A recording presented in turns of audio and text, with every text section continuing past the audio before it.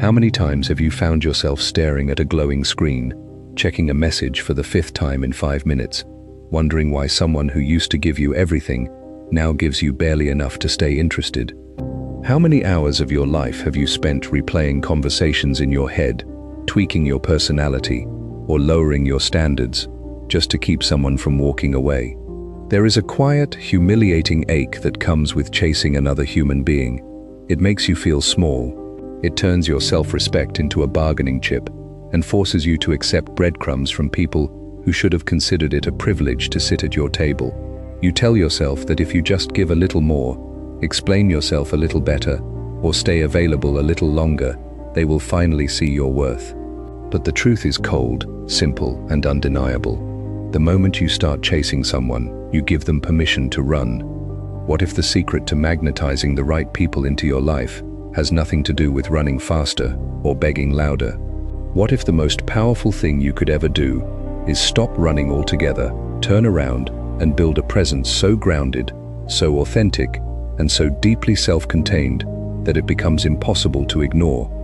If you are ready to reclaim your dignity, step back into your sovereignty, and transform into a person who commands presence rather than begs for attention, stay right here. Take a slow, deep breath. Allow these words to settle into your spirit, and subscribe to The Sleeping Friend, your quiet home for deep growth and emotional rest, so we can walk this transformative path together. Chapter 1. The Trap of the Pursuit.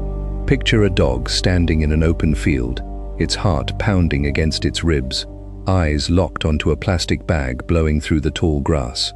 The wind catches the light plastic, lifting it off the earth and carrying it down the hill. Instinctively, the dog lunges forward. It sprints across the uneven ground, legs churning, completely consumed by the need to capture what is moving away from it. The faster the wind blows the bag, the harder the dog runs. It does not stop to consider what the plastic bag actually contains. It does not care that the bag is empty, hollow, and light enough to be blown away by a gentle breeze. All that matters to the primitive wiring in the dog's brain is one simple, primal dynamic. It is moving away, so I must chase it. Now, step back from that field and look honestly at the landscape of your own life. How many times have you played the role of that sprinting animal? How many times have you assigned immense, almost magical value to another human being, simply because they began to pull away from you? This is the psychological illusion of the pursuit. Human beings are wired with a deep, evolutionary obsession with scarcity.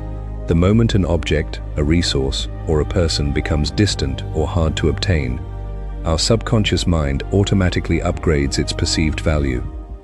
We mistake the adrenaline spike of anxiety for the quiet warmth of real connection.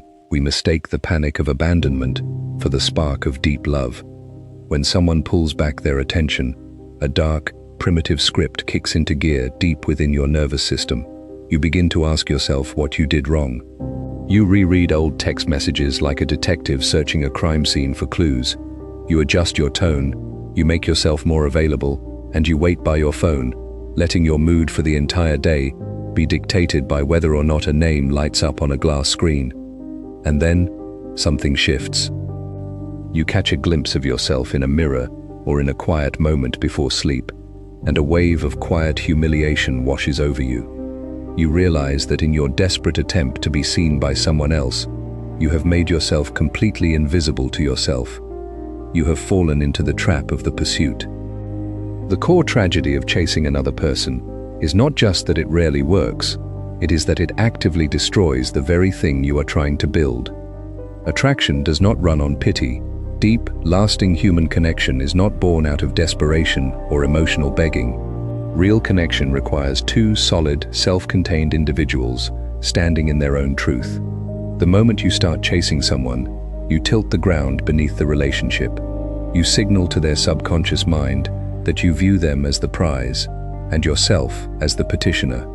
You tell them that your time, your emotional energy, and your dignity are cheap, flexible, and easily traded for a fraction of their attention.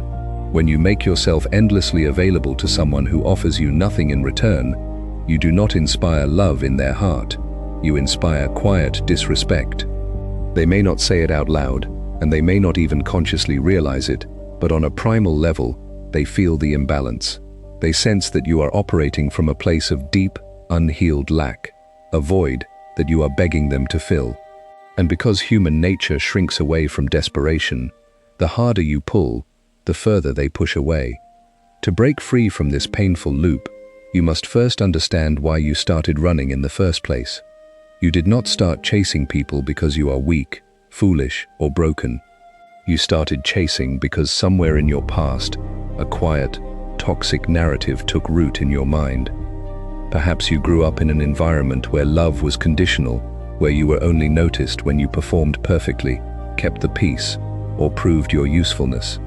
Perhaps you experienced an early abandonment that left an open, raw wound in your spirit, teaching your nervous system that safety can only be maintained by constantly monitoring and pleasing others.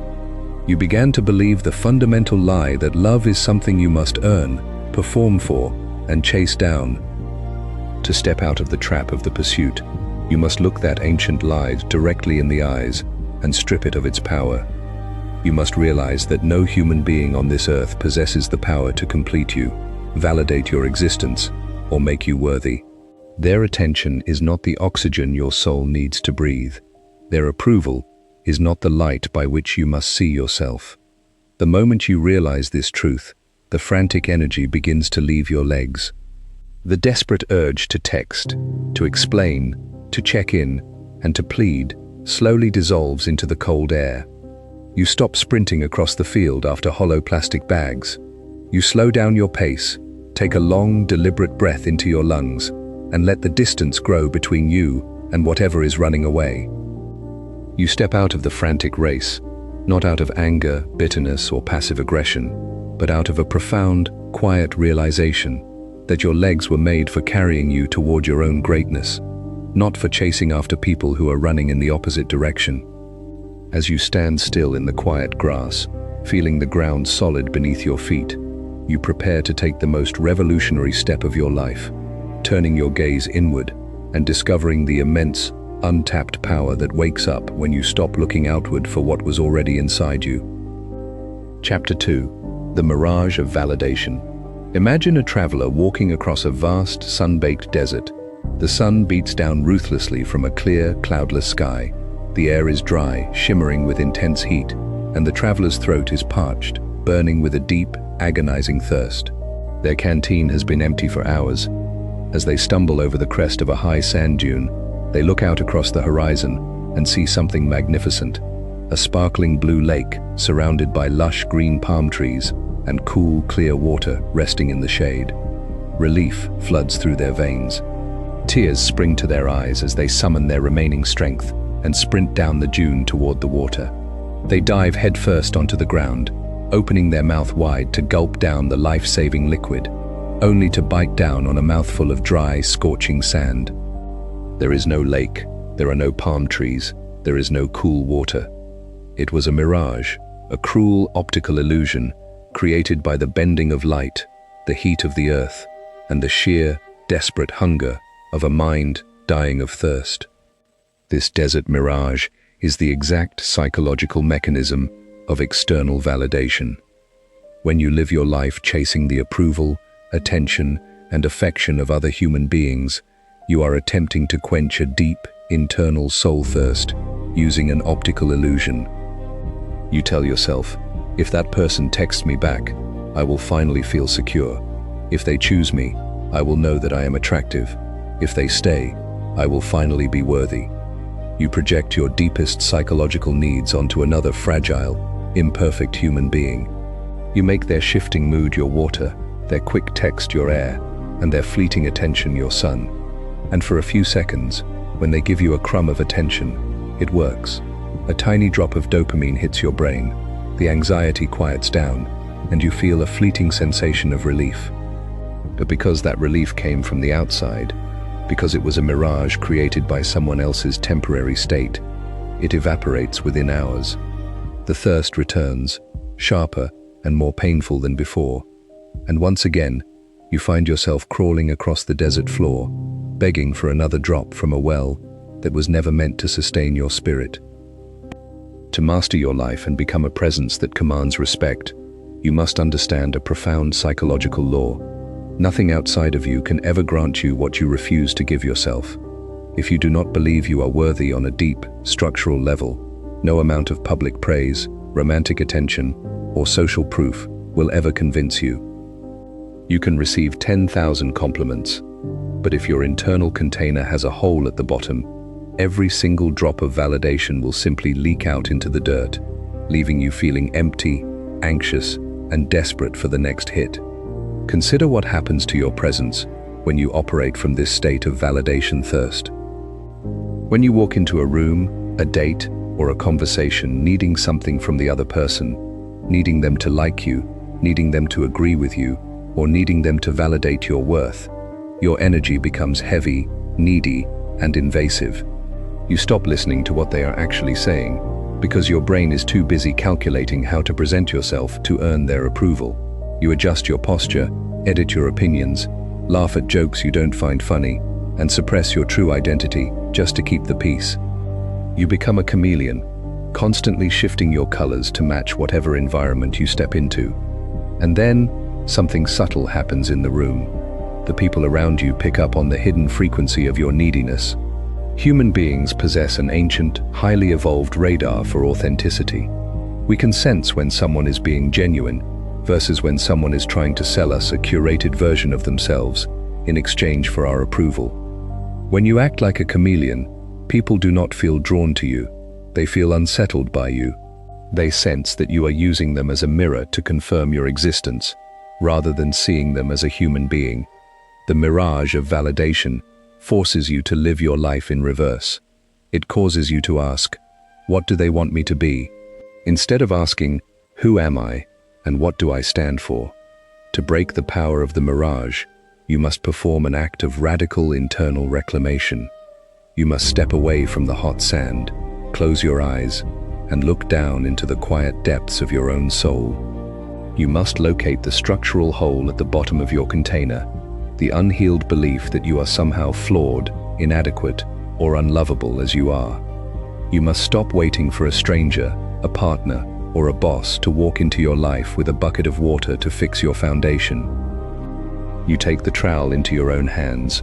You patch the hole with self-compassion, solid personal standards, and consistent daily action. You begin to give yourself the exact things you have been begging others to provide. You offer yourself unconditional acceptance when you fail. You offer yourself firm, loving discipline when you are tempted to betray your own standards. You offer yourself deep, respectful attention by listening to your body when it screams for rest. When you learn to fill your own container from your own deep well, something miraculous happens to your external energy. The desperate, thirsty look leaves your eyes. The heavy, grasping quality vanishes from your voice. You walk into rooms, conversations, and relationships, no longer asking for a cup of water, but carrying an overflowing pitcher of your own presence. You stop caring whether someone likes you, and you start focusing on whether or not you like who you are when you are around them. And in that quiet, revolutionary shift, the mirage fades away forever, leaving behind a grounded, unshakable reality that no one can take from you. Chapter 3. The Physics of Presence. Imagine walking through a dense, sunlit forest on a crisp autumn morning. As you walk down the path, a small brown sparrow catches your eye. It hops frantically from branch to branch, chirping loudly, darting its head nervously in every direction. It flies 2 feet to the left, then 3 feet to the right, constantly adjusting its position, searching for seeds, easily startled by the slightest rustle of a leaf. You watch the sparrow for a few seconds, appreciate its tiny life, and then your eyes drift past it. 10 yards further down the path, standing deep in the shadow of the ancient canopy, is a massive, 300-year-old oak tree. Its trunk is 10 feet wide, gnarled and dark, buried deep into the cool, damp soil. Its massive stone-like roots extend far below the surface of the earth, gripping the mountain foundation with unyielding strength. When a sudden gust of mountain wind roars through the forest, the sparrow is blown wildly off its branch, fluttering frantically to stay aloft. The ancient oak tree does not move. Its high branches sway slightly, producing a low, resonant hum that vibrates through the forest floor, but its core remains completely undisturbed. It does not call out for your attention. It does not chirp, dance, or move toward you. It simply exists in its total, magnificent weight. And yet, as you stand on that path, which object commands your silent awe? Where does your eye naturally rest? It rests upon the tree. You feel pulled toward its shadow. You want to walk up to its trunk, lay your hand against its rough bark, and feel the ancient, grounded stability living inside its structure. This is the physics of presence. In the landscape of human interaction, most people operate like that nervous sparrow. They are light, reactive, and easily blown around by the opinion of every passing breeze. They dart around trying to be noticed, making loud noises, adjusting their posture, and constantly moving toward others to secure attention. They carry zero psychological weight. The sovereign individual, however, operates like the ancient oak tree. They have cultivated a psychological weight, a dense, grounded internal reality that is so deeply rooted in self-knowledge, personal principles, and emotional stability that no external storm can shake them from their foundation. Presence is not a performance. It is not something you wear, like an expensive suit, or fake with body language tricks you learned on the internet. Presence is the direct physical and energetic byproduct of internal alignment. It is what happens when your thoughts, your values, your speech, and your actions are all pointing in the exact same direction. When a person lacks internal alignment, when they say one thing but feel another, when they pretend to be confident while secretly begging for approval, their energy is fragmented, weak, and noise-filled. Their nervous system transmits a subtle frequency of friction. When a person achieves internal alignment, the noise stops. Their mind falls quiet. Their eye contact becomes steady and warm, free from the nervous darting of self-consciousness. Their speech slows down, carrying a quiet, resonant weight, because every word is backed by genuine conviction. Notice what happens when you step into the presence of an internally aligned, grounded human being. They do not lean forward into your space to convince you of anything. They do not interrupt you to prove how smart they are. They do not rush to fill quiet moments with meaningless chatter, because silence does not frighten them. They sit comfortably in their own skin, occupying their physical space with absolute ease. Because they are not fighting an internal war with themselves, they have immense capacity to hold space for reality as it is. Their presence acts like a powerful gravitational field, quietly drawing the chaotic, fragmented energy of the room into their calm orbit. How do you build this psychological weight inside your own life? You build it through the quiet, unglamorous practice of grounding your roots. First, you root yourself in your own physical body.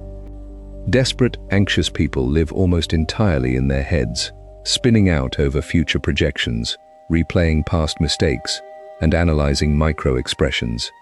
To build presence, you must drop your awareness out of your overthinking mind and down into your physical structure. Feel your feet pressing firmly into the floor. Feel the weight of your body resting in your chair. Slow down your breath, pulling the air deep down into your diaphragm rather than shallowly into your chest. Second, you root yourself in your core values. A person with no values will stand for anything and fall for everything. They will alter their principles the moment a charismatic leader, attractive romantic interest, or a powerful crowd enters the room. Decide what you stand for. Define your non-negotiables, your commitment to truth, your loyalty to your vision, your dedication to your health, and your respect for your time. When your values are explicitly defined and non-negotiable, you stop looking at other people to determine how you should act. Your values become your iron compass, guiding your choices regardless of whether the crowd is cheering or booing. When you practice these two roots daily, something profound occurs in your social dynamic. You stop chasing the sparrow. You stop trying to manipulate how others view you. You become the ancient oak tree in the forest of life, grounded, calm, carrying immense psychological weight, and offering shade to anyone wise enough to appreciate your quiet, unshakable presence. Chapter 4. The Power of the Empty Space. Imagine a master architect standing in front of an empty plot of land in the heart of a congested, historic city. Every surrounding street is packed tight with tall, crumbling stone buildings leaning against one another, blocking out the sky. Narrow alleyways are jammed with discarded wooden carts, stacked crates, and dense crowds squeezing past in suffocating heat. An inexperienced builder standing next to the architect looks at the open plot and immediately begins sketching blueprints to fill every single square inch with concrete, walls, towers, and locked rooms. They see empty space as wasted financial opportunity. The master architect, however, takes the pen, crosses out the dense towers, and draws a wide, elegant stone plaza surrounded by simple open arches. In the center of the plaza, they design a deep, clear fountain fed by mountain water, leaving 70% of the land completely empty, quiet, and open to the blue sky. When the plaza is built, something remarkable happens. People do not gather in the packed, claustrophobic alleyways nearby. They spill out of the dark streets and walk straight into the open plaza. They sit on the smooth stone benches, breathe the open air, and gaze at the quiet sky. The empty space was not a void. It was the sacred luxury that made the entire sanctuary breathe. This architectural principle is the single most misunderstood dynamic in human relationships, the power of the empty space. Most human beings live in severe, subconscious terror of empty space. When a silence falls during a phone call, they panic and blurt out an awkward joke to fill the gap. When a person they like takes 3 hours to return a text message, they experience an excruciating internal itch, filling that temporal gap with frantic double texts, nervous over-explanations, or passive-aggressive check-ins. When a romantic interest pulls back slightly to process their own life, the anxious individual rushes forward to plug the gap with relentless attention, domestic demands, and emotional interrogation. They believe that if empty space exists between them and another person, the relationship will collapse into nothingness. They view distance as an emergency, and in doing so, they commit psychological suicide. To cultivate a presence that commands respect, you must understand a fundamental law of human desire. Desire requires distance. You cannot crave a meal if your mouth is continuously stuffed with food. You cannot long for the sun if you never step into the shade. You cannot miss a person who never gives you a single second to experience their absence. When you refuse to allow empty space to exist between you and another human being, you rob them of the ability to choose you. You deny them the psychological pleasure of wondering how you are doing, wondering what you are thinking about, and feeling the natural, organic pull of curiosity that brings one soul back toward another. By constantly occupying their entire horizon, you turn your presence into ambient background noise, like a refrigerator humming in the kitchen that everyone stops noticing until it finally clicks off. Empty space is not passive. Empty space is an active, magnetic force. Consider what happens when you have the emotional maturity and self-possession to allow empty space to exist without panicking. When someone steps back, you do not run after them. You do not close the distance out of fear.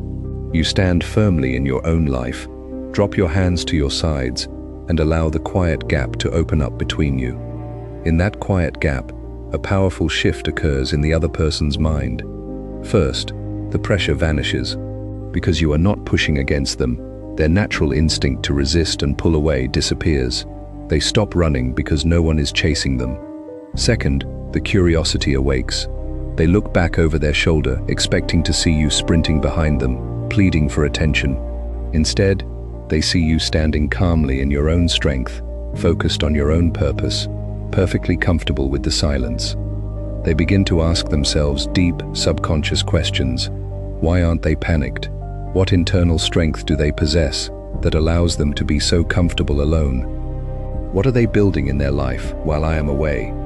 Your willingness to allow empty space proves that your peace is anchored inside your own spirit, not held hostage by their immediate presence.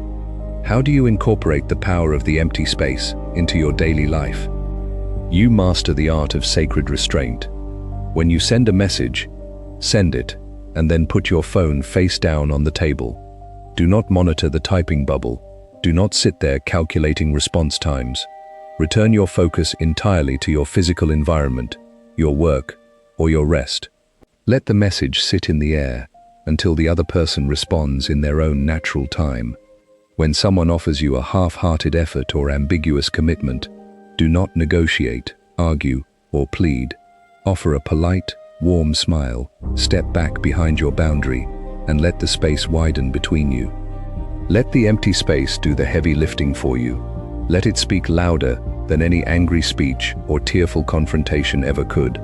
When you stop fearing the empty space and learn to honor it as a sacred sanctuary, you realize that true connection is not built by clinging tightly to another person's coattails. It is built by two self-contained individuals standing proudly in their own space, choosing to bridge the quiet distance between them out of deep mutual honor. Chapter 5. The Mirror of Self-Disrespect. Imagine walking into a quiet art gallery during the quiet afternoon hours. Hanging on the center wall of the main room is an original, priceless painting by an ancient master.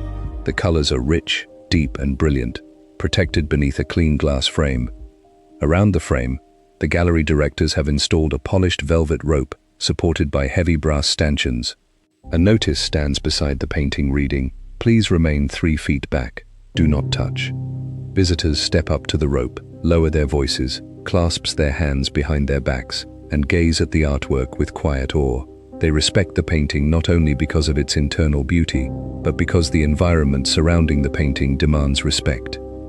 Now, imagine if the gallery director walked into the room with a pair of scissors, cut the velvet rope, threw it into a corner, and hung a handmade cardboard sign beside the painting that read, "Feel free to touch, draw on, or scratch this canvas. Anyone can modify it at any time." What happens to the painting within 24 hours? People walk right up to the canvas.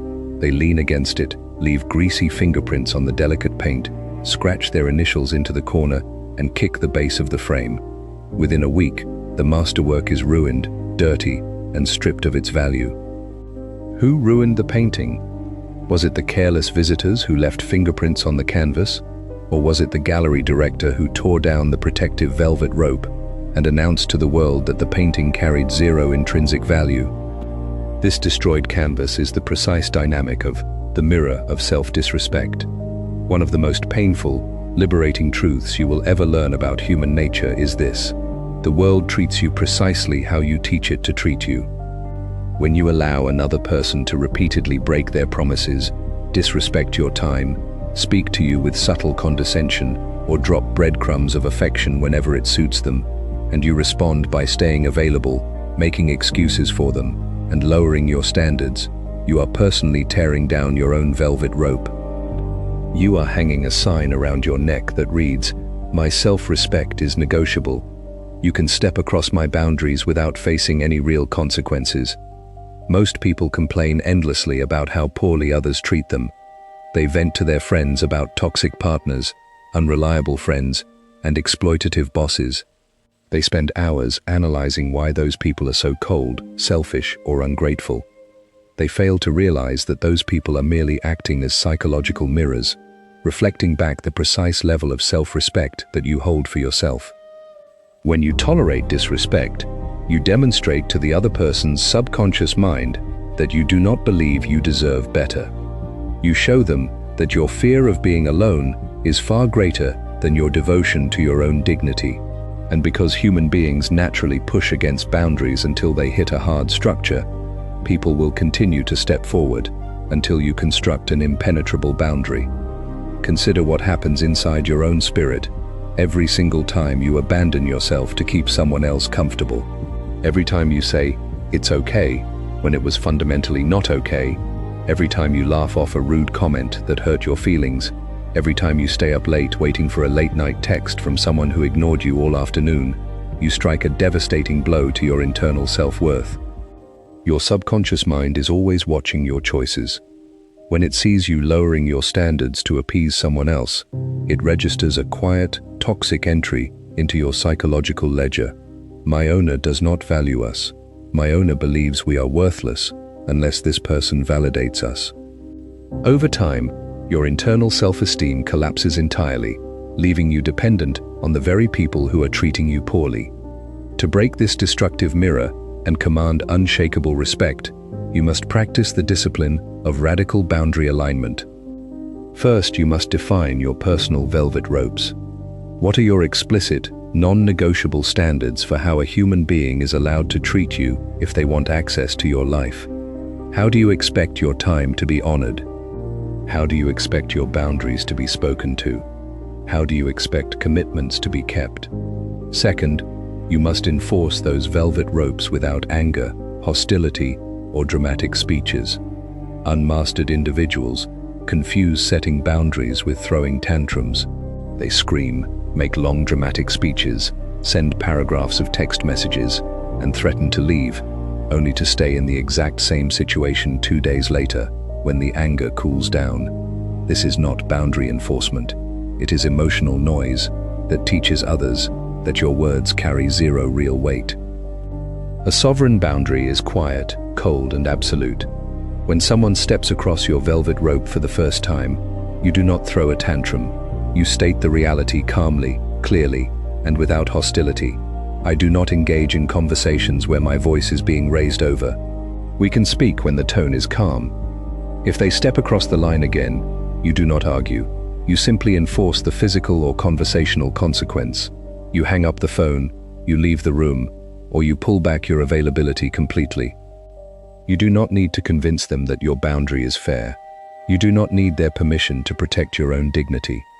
When you begin to treat your life like a priceless masterpiece, guarded by unbreakable velvet ropes, the world around you undergoes a rapid, dramatic realignment. The people who were only in your life to exploit your lack of boundaries will quickly walk away, irritated that the free access has ended. And the people who truly belong in your life will step back behind the velvet rope, look at you with quiet respect, and honor the sacred sanctuary you have built inside your soul. Chapter 6. The Magnetism of Purpose. Imagine 2 ships setting sail from a foggy harbor on a cold, gray morning. The first ship has no map, no compass, and no defined destination. Its captain sits on the deck with folded hands, looking back over the stern at another boat anchored near the harbor mouth. Whenever that second boat shifts its position, the captain of the first ship frantically turns his wheel, trying to align his vessel alongside it.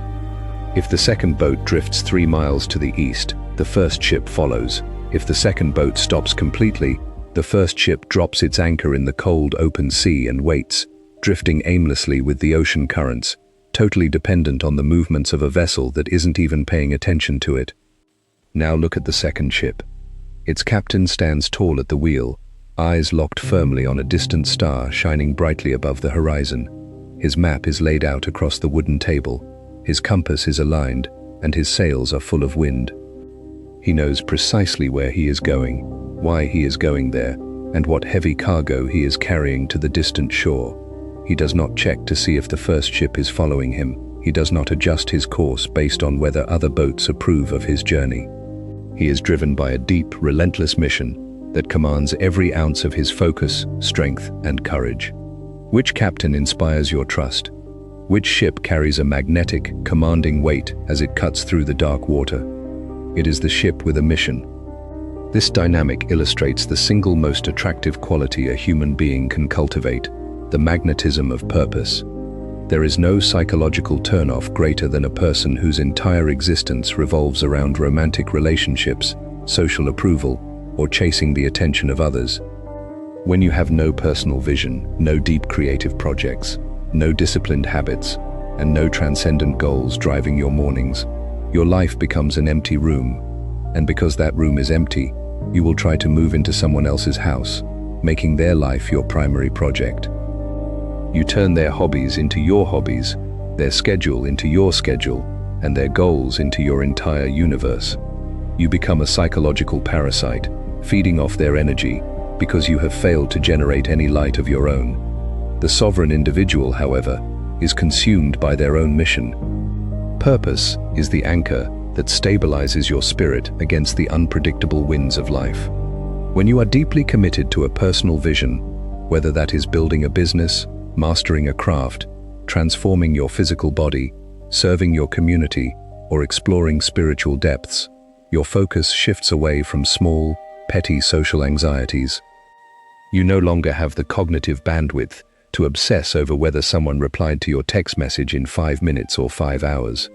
You do not have the time to sit around replaying awkward conversations in your head. You have work to do.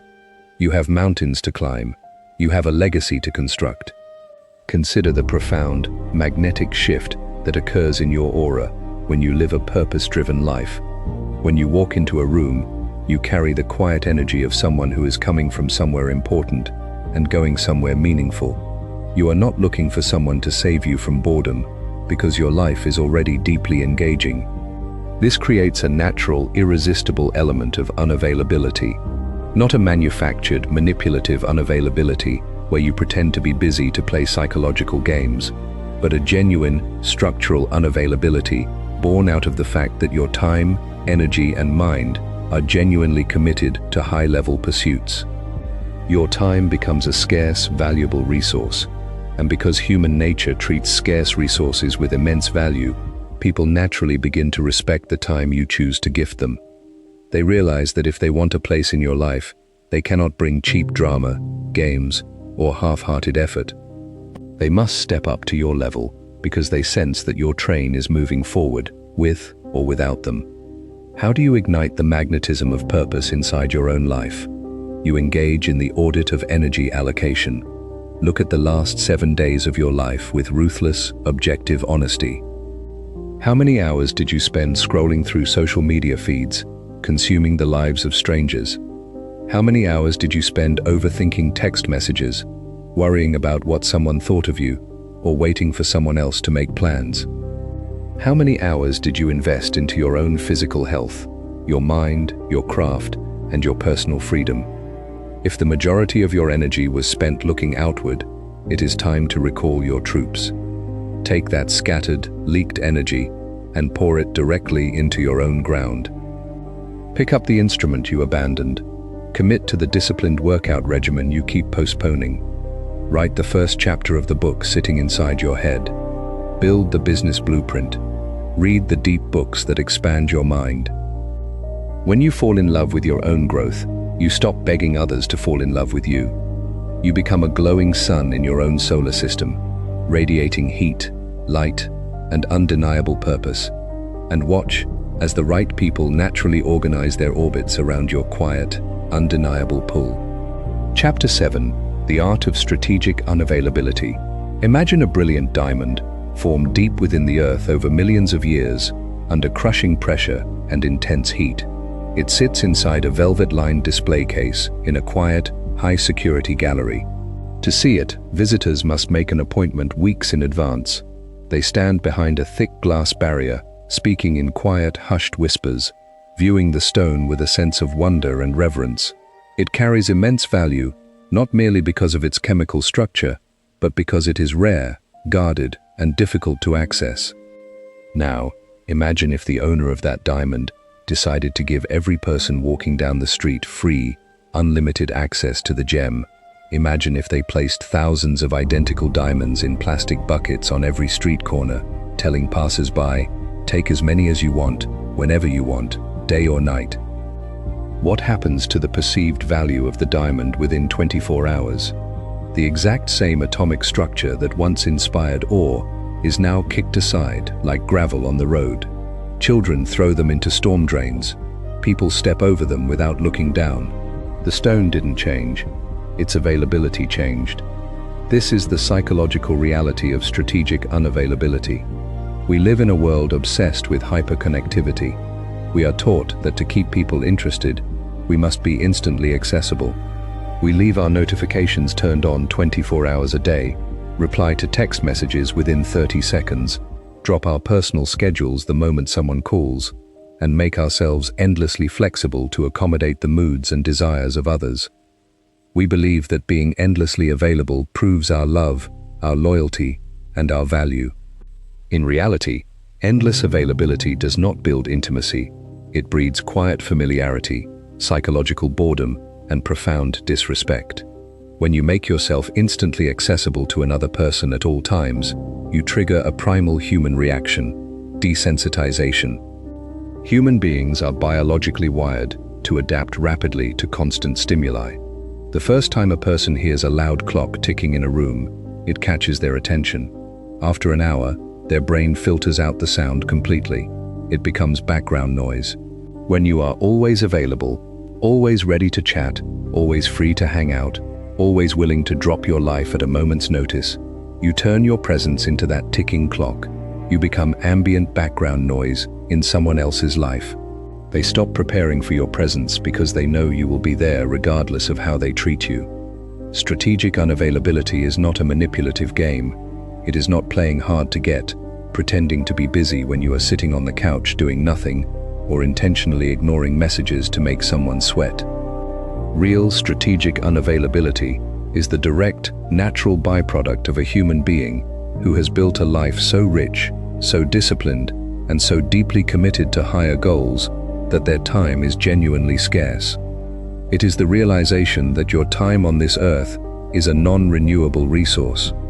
Every hour you spend waiting by your phone, over-explaining yourself, or adjusting your life around someone else's passive schedule is an hour you steal directly from your own legacy, your own rest, and your own purpose. Consider what happens when you reclaim your time and step into true strategic unavailability. When you have set hours for your work, your workouts, your creative pursuits, and your rest, you no longer jump when a notification rings. You do not interrupt a deep work session to answer a trivial message. You reply when you are genuinely free, with a calm, composed mind, rather than a frantic, desperate one. This creates a subtle, powerful shift in how others perceive your value. 1. You teach others to respect your time. When people realize that you do not sit around waiting for their input, they stop taking your availability for granted. They begin to plan around your schedule, treating your presence as a valued event rather than a cheap, default setting. 2. You create room for organic desire. By stepping back and occupying your own life, you give the other person the necessary psychological space to miss you, to wonder about you, and to actively take steps to earn your attention. 3. You protect your internal voltage. Every time you say no to a low-priority demand or a half-hearted invite, you save your mental voltage for the pursuits and people that truly matter. You stop leaking your life force into the dirt. How do you implement strategic unavailability without coming across as cold, arrogant, or passive-aggressive? You practice gracious boundaries. You do not need to make excuses, lie, or act angry when you are unavailable. You simply state your reality with warmth, brevity, and total confidence. If someone invites you out at the last minute when you already have personal plans, workout sessions, or rest scheduled, you do not scramble to cancel your life. You offer a warm, calm refusal. I have commitments tonight, but I hope you have a great time. If someone sends you a message while you are focused on your craft or deeply engaged in your life, you finish what you are doing. You reply hours later when your focus is free, without offering an anxious, paragraph-long apology for taking time to respond. Notice the quiet authority in that posture. You do not justify your life to anyone. You do not act defensively. You simply live your life at your own pace, moving to the rhythm of your own drum. When you master strategic unavailability, you stop acting like a plastic bucket of diamonds sitting on a street corner. You step back behind the velvet display case of your own self-respect, forcing the world to meet you on higher ground. Chapter 8. The Architecture of Emotional Autonomy. Imagine two tall stone towers built on the edge of a rocky ocean cliff, overlooking a wild, churning sea. The first tower was constructed by an amateur builder using weak, porous clay. To keep it from falling over during winter gales, the builder ran heavy iron chains from its higher windows across the narrow gap to a neighboring stone building. Whenever a wave strikes the neighboring building, the iron chains jerk violently. The weak clay tower shakes, its walls crack, and dust rains down on the floor inside. If the neighboring building shifts an inch, the clay tower is pulled off its foundation. The clay tower possesses zero independent balance. Its structural survival is entirely tied to the stability of something outside itself. Now look at the second tower. It is carved directly into the solid granite bedrock of the cliff face. Its walls are 3 feet thick, constructed from heavy, interlocked blocks of dark stone. When a violent winter hurricane sweeps across the ocean, bringing 40-foot waves and howling winds, the granite tower sits completely still. The rain washes over its outer stone, the wind roars through its battlements, but inside its central chamber, the air remains warm, quiet, and still. It does not lean on neighboring buildings, it does not rely on iron chains. It holds its own weight against the earth. This granite tower represents the psychological state of emotional autonomy. Most human beings live like that fragile clay tower. They exist in a state of emotional codependency, a psychological condition where their internal state is continuously dictated by the actions, moods, opinions, and availability of another person. If their partner is in a good mood, they feel allowed to be happy. If their partner becomes quiet, distant, or irritable, their entire world collapses. They freeze up with anxiety, wondering what they did wrong, spending hours trying to manage, fix, or soothe the external weather so they can feel safe inside their own body again. They have outsourced their internal peace to an unpredictable external world. To stop chasing people and become a presence that commands respect, you must build the architecture of emotional autonomy deep within your own psyche. Emotional autonomy is the capacity to remain anchored in your own peace, self-worth, and clarity, regardless of what the human beings around you are doing, feeling, or choosing. It is the profound realization that you are the sole author of your internal emotional weather. When you lack emotional autonomy, you operate from a posture of continuous vulnerability. You treat every shift in someone else's behavior as an existential threat. If someone takes longer to text back, if someone offers a critical remark, or if someone pulls back their affection, your internal alarm system detonates. You react with frantic clawing, demanding explanations, overanalyzing micro-expressions, or aggressively trying to pull them back to calm your own nervous system. And in doing so, you push them even further away. Nothing suffocates a relationship faster than turning another person into your emotional life support system. No human being wants the terrifying burden of being responsible for another adult's basic sanity, self-esteem, or daily happiness. It creates a heavy, suffocating atmosphere where connection feels like a trap rather than a joy. Consider the radical freedom that occurs when you construct emotional autonomy. 1. You disarm the power of rejection.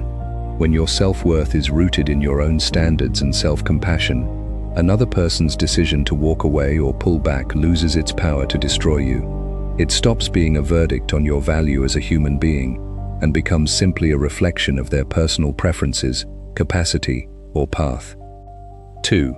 You create an environment of safety.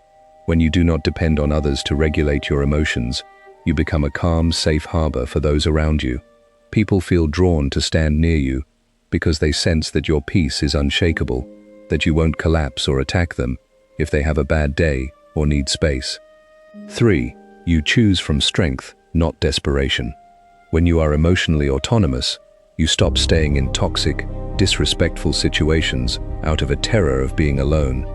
You choose to invite people into your life, not because you need them to survive, but because their presence enriches an already whole, meaningful existence. How do you build this granite architecture inside your own nervous system? You practice the rule of internal co-regulation. The next time you sense someone pulling back, acting distant, or offering a cold response, do not run outward to fix the external situation. Run inward to fix your internal baseline. Close your eyes. Place your palm over the center of your chest. Feel the steady beat of your own heart and the deep, rhythmic movement of your breath. Speak to yourself with absolute sovereign authority. I am safe in this body. My worth is non-negotiable. I do not need this person to act a certain way for me to be whole. I give myself the peace, love, and validation I am seeking right now. Let the external weather rage on the surface. Let people be unpredictable. Let them process their lives at their own pace. As you sit inside the quiet, thick-walled granite chamber of your own soul, you realize that the greatest victory of human existence is not making the world choose you. It is choosing yourself so deeply that you never again have to beg another human being for the strength to stand tall. Chapter 9. The freedom of let them imagine. Standing on the wooden deck of a sailing ship during a dense, foggy night on the open ocean. Off the starboard bow, a massive, jagged iceberg looms out of the darkness. The ship is moving toward it at 10 knots. A crew member standing beside the wheel loses their mind in a fit of panic. They run up to the bow, lean out over the railing, throw their arms wide against the sky, and scream at the top of their lungs, "I command you to move, iceberg. Shift 500 yards to the left. Melt right now. Get out of my path." They scream until their vocal cords bleed. They weep, beat their fists against the wooden deck, and curse the cold water for producing such a dangerous obstacle. Meanwhile, the captain steps up to the helm, looks at the iceberg with cool, clear eyes, turns the heavy wooden wheel 30 degrees to the left, and calmly steers the ship into open water around the obstacle. The crew member wasted their energy trying to control something completely unchangeable, while the captain used their energy to control the only thing that was ever within their power, the wheel of their own ship.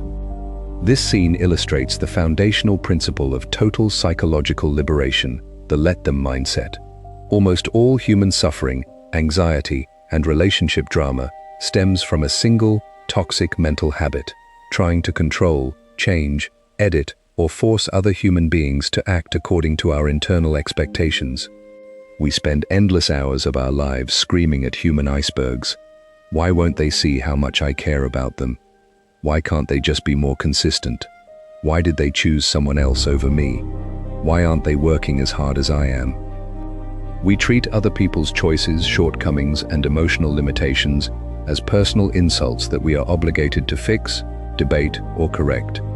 We waste our precious spiritual energy trying to rewrite scripts for people who have no interest in playing the role we designed for them. The sovereign individual, however, operates under an ironclad law of reality. You cannot force someone to value you, choose you, or understand you if they lack the capacity or desire to do so. And so, the master adopts two simple, revolutionary words that dismantle relationship anxiety overnight. Let them. If someone wants to take hours to reply to your text message, let them. If someone wants to treat your presence as an option rather than a priority, let them. If someone wants to misunderstand your intentions or speak behind your back, let them. If someone wants to walk away from your life and choose a different path, let them. Notice the radical, breathtaking shift in energy that occurs when you adopt this posture. You stop arguing with reality. You stop giving dramatic speeches designed to convince people to treat you with basic decency. You stop chasing down people who are stepping away from your table. You allow people to reveal their true character, their actual priorities, and their genuine level of commitment to you without your interference. When you practice the let them mindset, you stop acting like a desperate director trying to force bad actors to deliver a good performance. You step back into the audience, sit down in your seat, and simply watch the play unfold. If an actor reveals that they are unreliable, selfish, or inconsistent, you do not throw a tantrum. You do not demand that they change their character. You simply update your mental ledger. You adjust your boundaries. You turn the wheel of your own ship, step back from their stage, and allocate your precious time and energy to people who perform with honor, loyalty, and deep respect. Consider the three profound liberations that occur when you embrace the let them mindset. 1. You reclaim your mental bandwidth. The moment you stop trying to manage other people's behavior, thousands of scattered thoughts return home to your mind. You suddenly have immense energy to build your own business, discipline your physical body, create art, and cultivate genuine peace. 2. You see reality with absolute clarity. When you stop making excuses for people or trying to force them to be who you want them to be, you see them for who they actually are. This clarity protects you from wasting years of your life on dead-end relationships built on potential rather than reality. 3. You command quiet, terrifying authority. There is nothing more intimidating to an unmastered, manipulative person than a human being who simply smiles, says, "Let them," and calmly steps away, when disrespect occurs. It proves that your peace is non-negotiable and that your self-respect is absolute.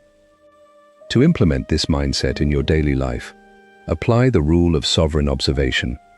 The next time someone behaves in a way that triggers disappointment, anxiety, or confusion, do not react instantly. Take a long, deep breath into your belly. Repeat those two sacred words in your mind. Let them. Let them make their choice. Let them reveal who they are. And then, step up to the helm of your own ship, turn the wheel toward your own bright horizon, and sail forward into the open water of your absolute freedom. Chapter 10. The Transmutation of Loneliness. Imagine a blacksmith standing inside a dark stone forge during the dead of winter. On the center anvil lies a raw piece of iron, cold, black, and rough-edged. If left out in the snow, that iron remains brittle, easily cracked by a single blow of a hammer. The blacksmith picks up the iron using heavy tongs and thrusts it directly into the heart of the roaring furnace. The cold metal is surrounded by intense, suffocating heat. It glows deep crimson, then orange, and finally, a brilliant, terrifying white. To an outside observer who does not understand the art of the forge, it looks like destruction. It looks as though the metal is being tortured, consumed, and erased by the fire. But the blacksmith knows the secret of the furnace. The fire is not destroying the iron, it is burning away the impurities, loosening the rigid atomic structure, and softening the metal so it can be reshaped. The blacksmith pulls the glowing iron from the flames, sets it upon the anvil, and strikes it with heavy, rhythmic blows. When the metal cools in the bucket of dark water, it is no longer brittle iron. It has been transmuted into hardened steel, capable of holding an edge, reflecting light, and enduring the fiercest battles without shattering. This furnace in the forge is the exact psychological role of solitude. And the cold, terrifying fear of that furnace is what the world mislabels as loneliness. Most human beings spend their entire lives running away from solitude, the moment the room falls quiet, the moment a relationship ends, or the moment a weekend arrives with no social plans. A cold wave of panic washes over their spirit. They feel an unbearable emptiness inside their chest, a hollow, aching void that screams to be filled. Because they cannot stomach the quiet, they scramble to throw anything into the furnace to extinguish the fire. They text people they do not even respect. They re-enter toxic relationships that previously broke their heart. They stay out late in loud, crowded environments surrounded by strangers who do not care if they live or die, drinking alcohol or scrolling through digital feeds just to keep the quiet from catching up to them. They mistake solitude for punishment.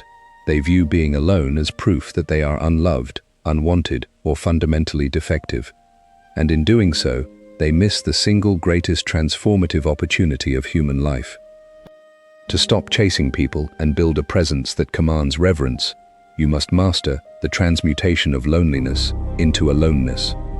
Loneliness and aloneness are two entirely different spiritual realities. Loneliness is the pain of being isolated from others while remaining disconnected from yourself. It is a state of lack, begging, and poverty. Aloneness is the quiet glory of being fully present with your own soul. It is a state of abundance, sovereignty, and deep internal communion. When you run away from solitude, you run away from yourself. You remain like that raw, brittle piece of cold iron, fragile, easily broken by external rejection, and utterly dependent on the warmth of other people's fires to feel alive. Consider what happens when you stop running from the furnace of solitude and instead step boldly into its flames. When you sit alone in a quiet room with no distractions, no background noise, and no screen to numb your mind, all the suppressed grief, unexamined fears, and hidden insecurities rise to the surface. It feels uncomfortable. It feels intense. Your ego will scream at you to pick up your phone, to reach out to someone, or to find a distraction. And then, something shifts. If you have the courage to sit still through that initial wave of discomfort, if you refuse to run out of the furnace, the fire begins its sacred work. The noise of other people's opinions burns away. The desperate need for social approval dissolves in the heat of self-observation. You stop seeing yourself through the eyes of those who left you or failed to value you. In that quiet chamber of solitude, you meet the person you abandoned long ago while you were busy chasing everyone else, yourself.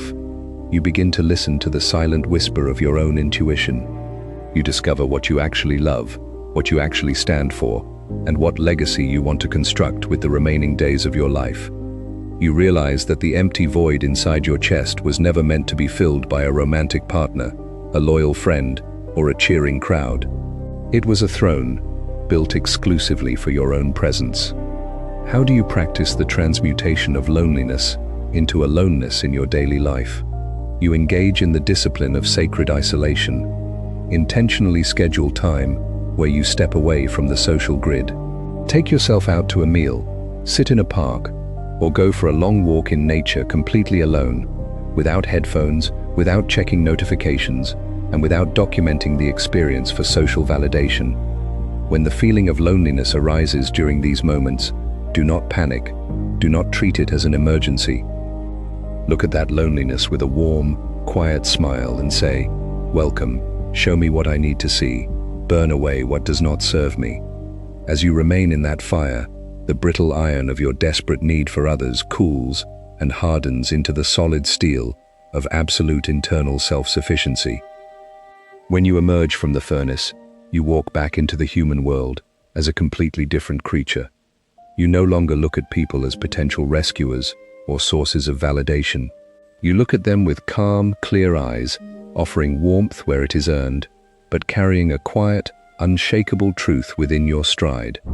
You survived the furnace alone, and because you belong entirely to yourself, no one on this earth possesses the power to make you feel empty ever again. Chapter 11. The Psychology of the High-Value Horizon. Imagine sitting in the high balcony of an ancient gilded theater, watching a majestic orchestral symphony. On the stage below, 80 musicians sit in perfect formation. The violins rise in a sweet, soaring melody. The cellos build a deep, thunderous foundation, and the brass instruments echo through the tall, arched ceiling. The music fills every corner of the vast room, carrying a rich, complex beauty that moves the entire audience to tears. In the middle of this breathtaking performance, a small toddler sitting 3 rows in front of you drops a small wooden rattle onto the floorboards. The rattle makes a light, dry clack as it hits the wood. The toddler bends over, picks up the rattle, shakes it twice, and looks around excitedly to see if anyone is watching. Do the musicians on stage stop playing their instruments? Does the conductor drop his baton, turn around in anger, and shout at the child for disturbing the performance? Does the soaring melody collapse because a small wooden toy made a sound in the dark? The symphony carries on without missing a single beat. The conductor's eyes remain locked on his sheet music. The violinists continue to draw their bows across the strings with deep passion. The music is too grand, too complex, and too deeply rooted in artistic purpose to be derailed by a minor, fleeting distraction in the audience. The sound of the rattle is swallowed up entirely by the thunderous momentum of the orchestra. This orchestral performance illustrates the psychological concept of the high-value horizon. Most people live their lives without a symphony. They have no high-level creative vision, no demanding physical goals, no deep intellectual pursuits, and no grand personal mission driving their focus. Their internal landscape is an empty, quiet theater with no music playing.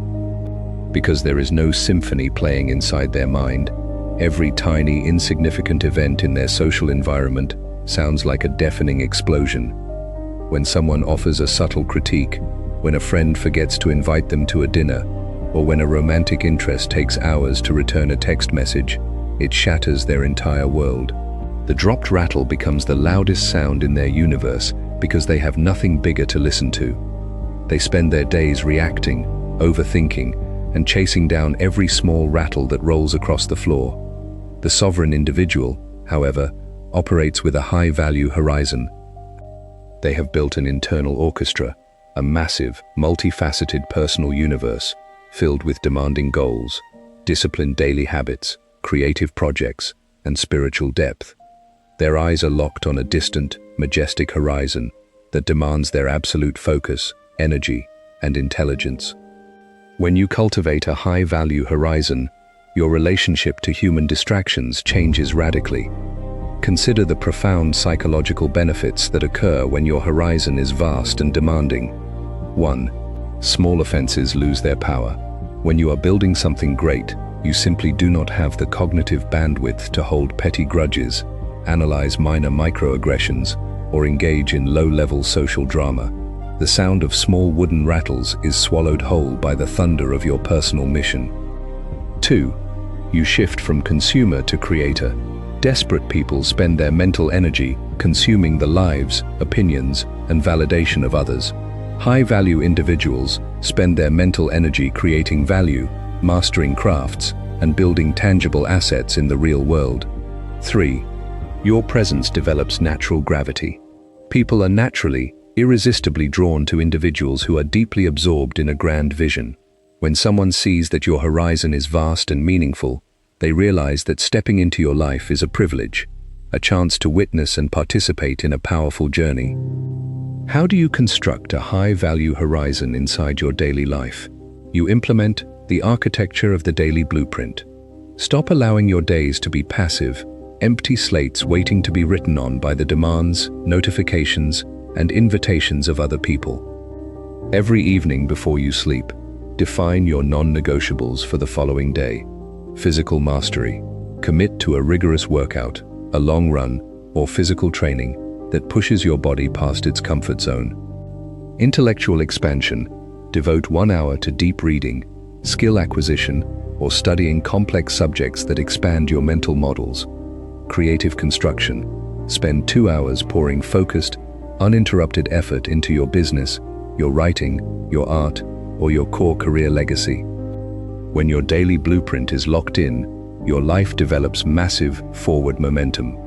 When someone reaches out with half-hearted effort, cheap drama, or ambiguous plans, you do not need to fake being busy or play psychological games. You check your horizon, see that your schedule is filled with high-level commitments, and offer a calm, effortless response. I am fully booked right now, but I wish you the best. Notice the effortless power in that dynamic. You do not push them away in anger. You simply let the high velocity of your moving ship leave them behind in the wake. As you look out across the vast ocean toward your high-value horizon, you realize that life is far too short, far too magnificent, and far too sacred to be spent chasing down small wooden rattles in the dark. You turn your eyes back to the score, raise your baton, and let the great symphony of your life play on. Chapter 12. The Iron Law of Value and Scarcity. Imagine walking down a dusty dirt road in a remote mountain valley. Beside the road lies a cold mountain stream flowing over smooth gray river stones. The bank is lined with millions of these stones, round, smooth, and pleasant to hold. You can reach down and pick up 50 of them in 30 seconds. You can fill your pockets with them until your pants tear. You can throw them into the deep water, leave them on a table, or give them away to every traveler passing by without a second thought. No one fights over a gray river stone. No one writes songs about a gray river stone. No one guards a gray river stone with their life. Why? Because they are everywhere. They are unlimited. Their availability is absolute, and therefore their market value is zero. Now, imagine walking 50 yards further up the mountain path and stepping into a dark, narrow cave opening. Deep inside the cave, resting on a flat stone ledge, under a single drop of falling water, sits a single, rare piece of raw amber. Trapped inside its ancient, glowing resin is a perfectly preserved golden feather from a bird that went extinct 3,000 years ago. It is the only specimen of its kind on the entire continent. To acquire that amber, a person must hike 3 days up the mountain, navigate the dark cave, and negotiate with a guardian who demands that anyone touching the stone prove their honor, care, and respectful intent. Which object carries legendary value? Which object commands quiet reverence, intense desire, and immediate respect? It is the amber. This mountain path illustrates the most fundamental, unyielding economic and psychological rule in existence. the iron law of value and scarcity. In economics, the law states that the value of any asset is inversely proportional to its supply. When an asset is unlimited, its value collapses. When an asset is scarce, guarded, and high quality, its value skyrockets. In human psychology and relationships, this law operates with absolute mathematical precision. Most people commit psychological bankruptcy because they act like gray river stones. They offer their deepest emotional energy, their time, their physical intimacy, and their undivided attention to anyone who asks for it, and often to people who haven't even asked for it. They drop their boundaries at the first sign of attention. They offer paragraph-long explanations to casual acquaintances. They remain available for late-night calls from people who ignore them during the daylight hours. They flood the market of their personal dynamic with endless cheap supply, and then they sit down and weep, wondering why the world treats them like gravel underfoot. They fail to see that by making their presence unlimited, they have stripped it of all value. They have broken the iron law. To become a presence that commands unshakable respect, you must transform your energy from a bucket of gray river stones into that rare piece of mountain amber. You must implement the system of selective access. Selective access means that your time, your emotional depth, your presence, and your loyalty are not public utilities available to anyone who happens to walk down your street. They are high-value, rare assets protected by strict, non-negotiable filters. Consider the 4 primary filters of selective access. 1. The filter of reciprocity. Your energy only flows toward relationships where there is a clear, mutual exchange of respect, effort, and care. If someone offers you 30% effort, you do not match it with 100% effort to compensate. You lower your investment to match their reality, or step back entirely. 2. The filter of tone and respect. Your presence is immediately withdrawn the moment disrespect, subtle mockery, or manipulation enters the conversation. You do not argue or debate. You simply close the door to your deeper self and leave them with a cold, formal exterior. 3. The filter of demonstrated character. You do not grant deep emotional access based on charm, physical attraction, or smooth words. You grant access slowly, over long periods of time, based on consistent, proven integrity, reliability, and character under pressure. 4. The filter of purpose alignment. You save your highest quality time for individuals who are moving in a similar direction, people who inspire your growth, sharpen your mind, and challenge you to step into higher levels of sovereignty. Notice what happens when you install these 4 filters in your life. The desperate, low-value individuals who were previously accustomed to exploiting your easy availability will quickly drift away, frustrated that the free supply has ended. And the high-value individuals, the people who possess real depth, self-respect, and maturity, will look at your guarded boundaries not as an insult, but as a sign of supreme self-worth.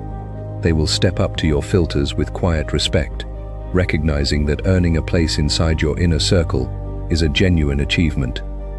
How do you practice the iron law of value and scarcity starting today? You start by raising the price of your absence. Stop allowing people to experience your presence whenever they want, while treating you poorly. When someone treats your presence like a cheap riverstone, give them the ultimate gift, your absolute, unannounced absence. Pull back your attention, stop checking in, stop making excuses for them. Let them feel the cold, sudden chill that occurs when a high-value light walks out of their room. Let them realize, in the quiet hours of the night when they search for someone genuine to speak to, that you were never a gray stone lying on the dirt road. You were the rare mountain amber all along, guarded, priceless, and forever out of reach for anyone who failed to treat you with the reverence you deserved. Chapter 13. The Alchemy of Emotional Detachment. Imagine an ancient Zen master standing on a high, narrow wooden bridge suspended over a roaring mountain river. The water below surges wildly, smashing against massive black boulders, spraying cold mist into the air, tossing heavy pine logs down the current like wooden matchsticks. A young student stands beside the master, clinging frantically to the ropes of the bridge with both hands, his knuckles white with fear. his chest heaving. Every time a massive wave hits the rocks below, the student flinches, closes his eyes, and screams. The student looks at the master in disbelief. The master stands near the edge of the wooden planks, with his hands tucked loosely inside his sleeves. His body sways gently, matching the natural rhythm of the swinging bridge. His eyes are clear, relaxed, and observant. The student cries out over the roar of the water, "Master, how can you remain so calm? Aren't you terrified that the river will sweep us away? How do you control the water?" The master turns his head slightly, offers a warm, peaceful smile, and speaks softly into the cold mist. "I do not try to control the river, my child. I simply stopped letting the river control me. The water will flow where it must flow. My stability lives inside my own posture." This mountain bridge illustrates the highest spiritual art of human relationships, emotional detachment. Most people live in a state of violent, toxic attachment. They believe that to love someone, to care about a goal, or to value a relationship, they must cling to it with white-knuckled desperation. They tie their internal peace, their identity, and their daily sanity directly to the outcome of every interaction. They say, if this person stays, I am whole. If this person leaves, I am destroyed. If this deal closes, I am a success. If this deal fails, I am worthless. This is not love. This is psychological hostage-taking. It is the root of all relationship anxiety, chasing, and desperation. When you cling tightly to an outcome or a human being, you do not hold them close. You suffocate them. You project a needy, controlling energy that feels like heavy iron chains to the other person. And more importantly, you betray your own soul. You signal to your subconscious mind that your internal stability is so fragile that it depends entirely on external circumstances remaining completely still. Emotional detachment is not coldness, apathy, or narcissism. It is not pretending you don't care, building an icy wall around your heart, or treating people like disposable objects. Real emotional detachment is the supreme freedom of caring deeply about people and life, while releasing your desperate need to control how they respond, choose, or act. It is the ability to open your heart wide, while keeping your hands completely open. Consider what happens when you master the alchemy of emotional detachment in your daily life. 1. You move from controlling to observing. Instead of constantly trying to manipulate, manage, or edit someone else's behavior, you step back into the seat of the silent observer.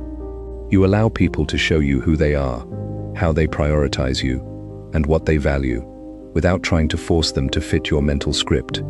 2. You become immune to emotional whiplash. When someone pulls back, acts moody, or changes their mind, you do not crash into panic. You realize that their behavior is a reflection of their own internal world, not a verdict on your worth.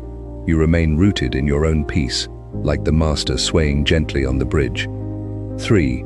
You generate irresistible freedom. Human beings are wired to run away from control and move toward freedom.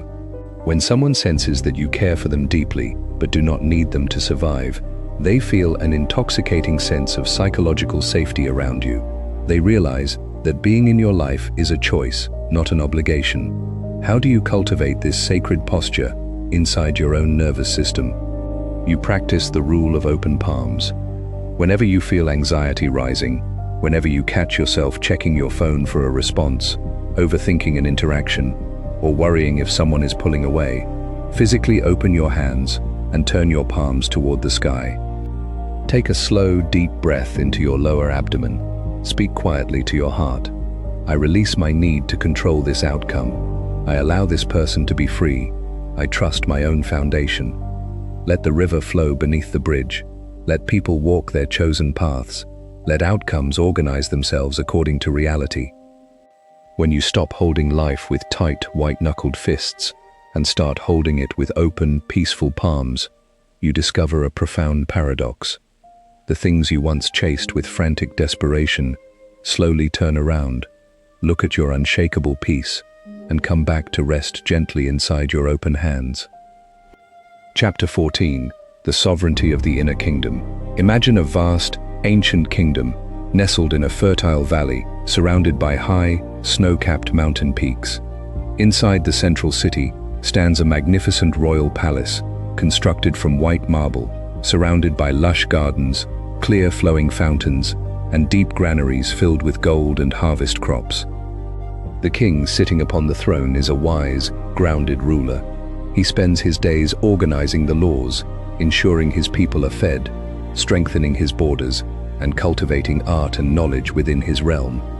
He does not leave his kingdom to wander through neighboring lands begging foreign lords for a cup of wine or a handful of grain. He does not sit by his window weeping because a passing merchant decided to travel to a different city. He knows that his kingdom is rich, whole, and self-sufficient. Now, imagine if a band of travelers steps through the high stone gates of the city. The king welcomes them into his hall with warm hospitality. He offers them comfortable rooms, shares his finest food, and engages in deep, meaningful conversation. They enjoy the beauty of the kingdom together. However, after 3 days, one of the travelers decides he wants to pack his bags and leave for a distant valley. Does the wise king drop to his knees, grab the traveler's cloak, and weep on the floor? Does he offer to rewrite his laws, give away his royal crown, or tear down his palace walls just to convince the stranger to stay another night? The king rises from his throne with calm dignity, places a hand over his heart, and speaks with total warmth. "Thank you for sharing your journey with us. May the road treat you well." He watches the traveler walk through the high stone gates, commands the guards to close the doors behind him, and steps right back to the work of ruling his magnificent kingdom. This royal palace is the ultimate metaphor for your life, the sovereignty of the inner kingdom. Most human beings live like landless beggars rather than wise rulers. They have built no internal kingdom. Their inner world is a barren, neglected wasteland filled with self-doubt, unhealed wounds, chaotic habits, and empty rooms. Because their own house is unlivable, they spend their days wandering through the lives of others, begging for a sense of identity, a feeling of safety, or a crumb of attention. They treat every visitor who steps into their life as a potential landlord who owns their happiness. And when a visitor decides to leave, their entire world collapses into ruins because they had turned that person into the foundation of their kingdom. To become impossible to ignore, you must turn your gaze inward and execute a total restoration of the realm. You must step back onto the throne of your own spirit and realize that your life is a sovereign territory. Building your inner kingdom means intentionally cultivating every sector of your internal world. The guard towers, boundaries. You build strong, impenetrable walls around your time, your energy, and your peace, ensuring that no toxic, manipulative, or disrespectful energy can enter your gates. The granaries, personal power. You cultivate your physical health, financial discipline, creative skills, and mental clarity through relentless daily effort, building an abundant reserve of internal strength. The sacred sanctuary, spiritual depth. You establish a deep, quiet practice of self-observation, meditation, and self-compassion, ensuring that your soul is anchored in something far greater than temporary social validation. When your inner kingdom is rich, disciplined, and whole, your entire energetic frequency undergoes a radical elevation. You stop viewing people as sources of survival. You begin viewing them as guests. Consider how this royal posture completely transforms your relationship dynamic. 1. You offer warmth without needing anything in return. Because your granaries are already full, you do not enter relationships looking for what you can extract. You enter with an abundance mindset, offering genuine warmth, deep presence, and unconditional respect to those who enter your gates. 2. You never compromise your crown. If a guest demands that you lower your standards, compromise your core values, or abandon your life's mission to keep them happy, you look at them with quiet, unshakable authority. You do not negotiate your sovereignty for anyone. 3. Your absence carries immense weight. When someone disrespects your laws or takes your hospitality for granted, you do not yell or throw tantrums. You simply open the gates, escort them outside your territory, and close the doors. They are left outside in the cold wind, realizing too late what a magnificent sanctuary they lost access to. How do you step into this royal sovereignty today? You practice the vow of self-devotion. Stop leaving your own kingdom unattended. Stop spending your valuable mornings worrying about who is visiting your city, and focus entirely on ruling your land. Tend to your body. Clean your physical environment. Master your finances. Polish your mind with wisdom. Build your legacy with steady, disciplined hands. When you fall deeply in love with the kingdom you are constructing inside your own soul, the desperate urge to chase down departing travelers vanishes forever. You sit comfortably upon your throne, calm, generous, and unshakable, and watch as the right people cross mountain ranges just to stand inside the peaceful, majestic warmth of your realm. Chapter 15. Becoming the Sanctuary. Imagine a weary traveler walking through a wild, blinding snowstorm late at night. The wind howls through the dark mountain pass, driving freezing needles of ice against his face. His fingers are numb, his coat is soaked through, and his legs are trembling with sheer exhaustion. He can barely see 2 feet in front of his face. Every step feels like a battle against death itself. Suddenly, as he crests a high ridge, he sees a warm, amber light glowing in the distance. He stumbles down the path toward the light and finds a simple, stone cabin nestled safely in the lee of a massive granite cliff. High, thick chimney smoke rises into the cold sky. The traveler reaches the wooden door and pushes it open. Inside, a crackling fire roars in a stone fireplace, filling the room with deep heat and the rich scent of burning cedar.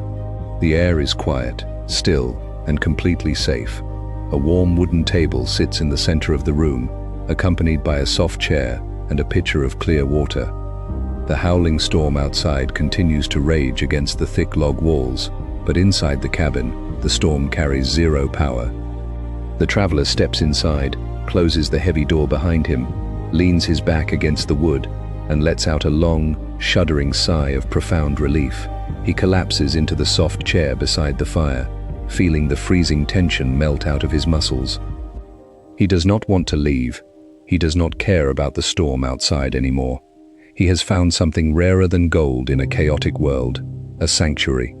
This mountain cabin is the ultimate, quiet destination of your personal transformation, becoming the sanctuary. Throughout this entire journey, we have explored the painful illusions of chasing people, begging for validation, and living in fear of abandonment. We examined the physics of presence, the power of empty space, the magnetism of purpose, the necessity of boundaries, and the sacred strength of solitude. And now, all these streams flow together into one grand, quiet river. You do not stop chasing people simply so you can manipulate them into chasing you back. You do not build boundaries out of bitterness, nor do you cultivate power out of revenge against those who failed to see your worth. Those are small, petty goals born out of an unhealed ego. The true, ultimate goal of self-mastery is to transform your own mind, body, and spirit into that warm, stone cabin in the middle of a cold, chaotic world. To become a sanctuary. Look honestly at the world around you. Most human beings live in a continuous, exhausting internal storm. They are overwhelmed by anxiety, consumed by social media comparison, driven by unhealed childhood wounds, and desperately chasing temporary validation to quiet their internal pain. Their minds are loud, reactive, and fragmented. When people step into the presence of an unmastered individual, they encounter just another storm. More judgment, more competition, more needy energy, and more emotional chaos. But when a human being does the quiet, difficult work of healing their own soul, when they stop chasing external mirages and build an unshakable inner kingdom, their presence becomes a radiant force of nature. When someone steps into your orbit, they do not feel pressured, judged, or used.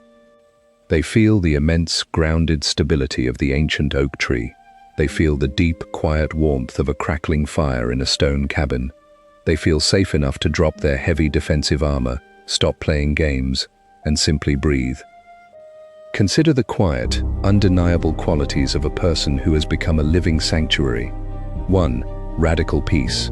You no longer carry noise inside your voice or friction in your energy. You carry a deep, spacious stillness that instantly lowers the heart rate of everyone who speaks to you.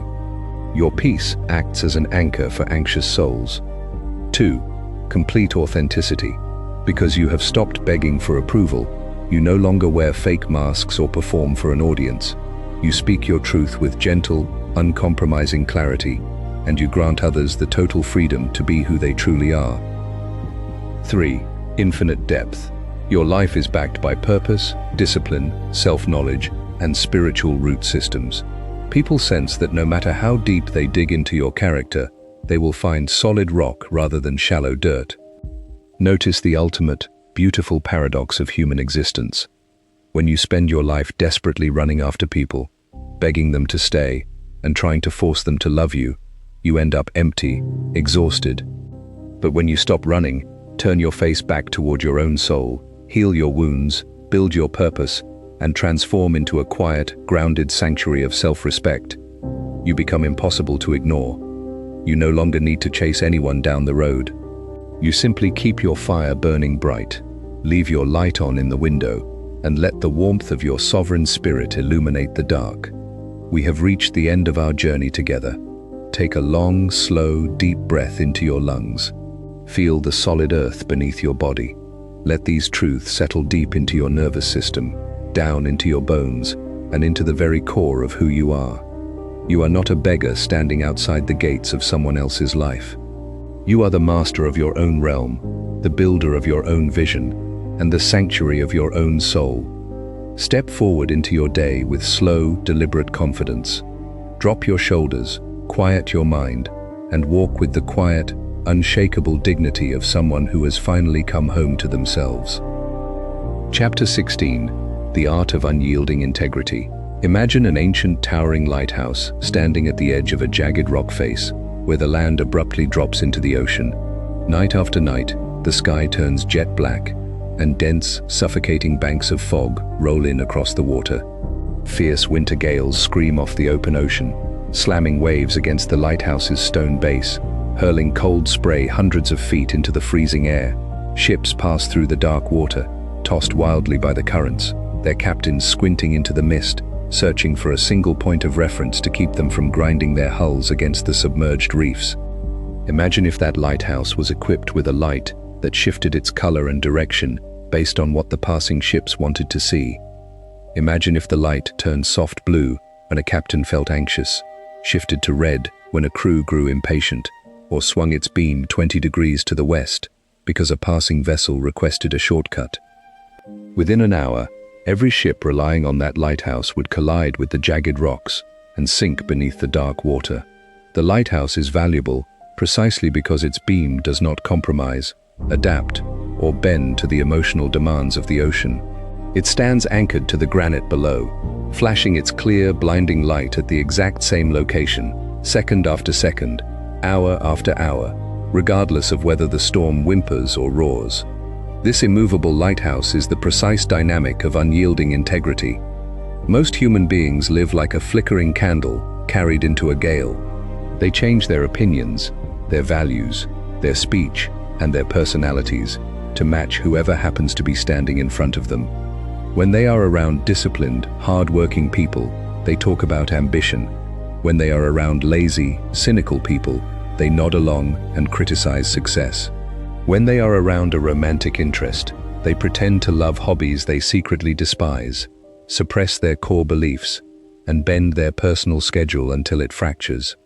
They believe that by being endlessly flexible, agreeable, and accommodating, they will make themselves liked. In reality, extreme agreeableness does not command respect, it destroys it. When you yield your truth to avoid temporary awkwardness or keep someone else comfortable, you do not demonstrate kindness. You demonstrate a total absence of internal structure. You signal that your words carry no weight, your convictions have no spine, and your identity is nothing more than a wet lump of clay waiting to be shaped by someone else's hands. People do not trust a chameleon. They may use a chameleon, step on a chameleon, or exploit a chameleon, but they will never revere one. To stop chasing people and cultivate a presence that radiates raw authority, you must step into the frequency of unyielding integrity. Integrity is not a moral lecture or a set of rigid, self-righteous rules. Real integrity is the complete, uncompromising alignment between what you think, what you say, and what you do. It is the state of being undivided, an unbroken, solid entity that remains identical in the dark, in the boardroom, on a date, or in an empty room. Consider what occurs when you begin living with unyielding integrity. 1. Your words become currency. When you refuse to make promises you cannot keep, say things you do not mean, or flatter people for cheap social points, your voice acquires a distinct, heavy resonance. When you say yes, people know it is an ironclad commitment. When you say no, they know the conversation is over. You no longer need to raise your voice or argue to be heard. Your words carry the weight of certainty. 2. You eliminate internal friction. The most exhausting thing a human being can do is maintain fake personas for different audiences. When you live with absolute integrity, you use zero energy managing lies, excuses, or curated performances. Your mind becomes quiet, clear, and powerful because all your energy is concentrated in a single direction. 3. You screen out the inauthentic. Inauthentic, manipulative, and shallow people are inherently terrified of unyielding integrity. When you speak the plain truth without aggression or apology, weak individuals naturally filter themselves out of your life, unable to stand the clear light of your presence. Meanwhile, people of genuine depth recognize your lighthouse and anchor near you. How do you build this unyielding structure in a world that constantly begs you to compromise? You practice the rule of absolute truthfulness in small things. Integrity is not forged in massive, dramatic moments. It is built through hundreds of quiet, daily choices. If you tell yourself you are going to wake up at 6 in the morning, wake up at 6 in the morning. Breaking promises to yourself destroys your internal authority faster than any external rejection ever could. If someone asks your opinion on something, state your truth calmly and politely, rather than offering a false compliment just to be agreeable. If you realize a relationship or situation requires you to betray your standards, state your boundary clearly and step back, regardless of what it costs you in the short term. Stop trading your long-term dignity for short-term comfort. Stop twisting your beam to suit the preferences of passing ships. When you stand rooted in your own truth, immovable as the stone lighthouse on the cliff face, the frantic ocean of human opinion can scream all it wants. Your light remains bright, clear, and unshakable, guiding the worthy toward your shore while forcing the rest to respect the rock you stand upon. Chapter 17. The Master of the Internal Clock. Imagine a master clockmaker working in a quiet, sunlit workshop high above a bustling city market. On the wooden wall behind his workbench hang dozens of intricate, handmade clocks. Large brass pendulums swing back and forth with smooth, rhythmic precision. Tick, tock, tick, tock. Cold steel gears turn quietly inside dark wooden frames, keeping absolute time down to the exact fraction of a second. Down on the street below, chaos reigns. Merchants shout at the top of their lungs. Buyers haggle aggressively over prices. Runaway horses clatter across the stone pavers, and crowd movements surge back and forth unpredictably. One minute the market is dead silent. The next minute, a fight breaks out, and 100 people rush toward the harbor. A young apprentice, sitting beside the clockmaker, keeps jumping up from his stool. Every time a loud noise echoes up from the street, he runs to the window, checks his pocket watch, adjusts the clock hands on his workbench, and gasps in panic. "Master!" The crowd is running. The market is closing. Should we adjust our pendulums? Should we speed up our gears to match the pace of the street? The master clockmaker does not even look up from his magnifying glass. His hands remain steady as he carefully places a tiny ruby jewel into the center of a balance wheel. He speaks with quiet, absolute authority. "Let the street run, my boy. Let them scream, let them hurry, and let them crash into one another. The market operates on panic, but time operates on laws. We do not set our gears by the noise of the crowd. The crowd eventually checks their pocket watches against our stone wall. This quiet workshop is the metaphor for your relationship with time and urgency. Most human beings are helpless slaves to the external clock of other people. They live in a permanent state of psychological rush, driven by a desperate subconscious fear that if they do not act right now, if they do not reply instantly, if they do not secure a relationship immediately, if they do not keep up with the social pace of those around them, they will be left behind, forgotten, or ruined. When someone sends them a message, their heart rate spikes, and they drop whatever they are doing to reply within 10 seconds. When a romantic interest acts distant, they panic and demand immediate clarity, unable to sit with uncertainty for even a single afternoon. When they see peers hitting life milestones, they experience an agonizing internal whip, rushing their own choices to keep up with an arbitrary social timeline.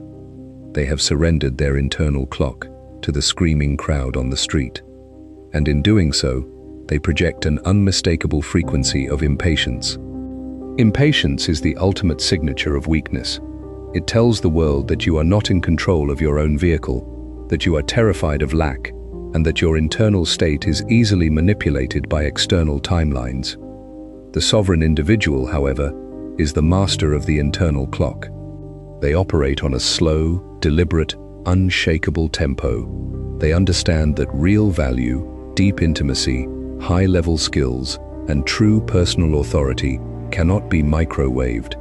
They must be cultivated through the slow, relentless precision of steady pendulum swings. Consider the magnetic power that wakes up when you master your internal clock. 1. You command the tempo of interaction.